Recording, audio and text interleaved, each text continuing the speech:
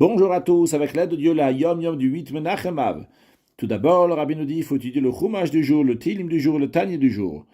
Puis le rabbi nous dit, en ce qui concerne les Shesh Zechirot, Shesh, 6 choses qu'il faut être zocher, qu'il faut se souvenir tous les jours. Que l'Admour Azakan, il a écrit dans le Sidour, qu'on lit après la prière de Shacharit le matin.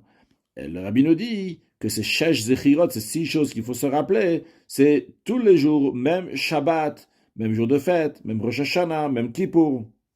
D'ailleurs, en ce qui concerne le jour de Shabbat, on dit d'abord la Karta Solet et après les Shesh Zechirot. La Karta Solet, c'est un passage qui parle des 12 pains qu'il fallait préparer dans le temple.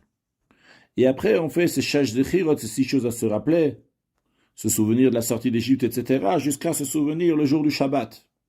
Que ces 6 choses à se souvenir, on dit toute la semaine, et même le Shabbat. Après, le rabbi nous ramène une lettre du rabbi précédent. Au début de cette lettre, le rabbi précédent dit à cette personne-là qu'il faut faire très attention de ne pas faire souffrir et de ne pas faire rougir, de ne pas faire honte à quelqu'un, et particulièrement dans quelque chose de sensible qui est lié avec la personne, que ça c'est pas évident de pardonner. Et là, le rabbi précédent lui dit, comme mon grand-père, le rabbi Maharaj, rabbi Shmuel a dit, Vosis de Pura von Chassidis uniras Shamaim. À quoi ça sert?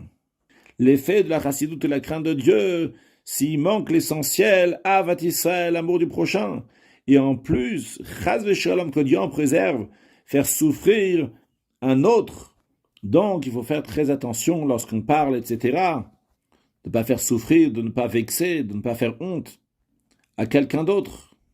Et sans doute, ça va faire de ce monde un meilleur monde et nous préparer pour accueillir Mashiach Now, un excellent Yom.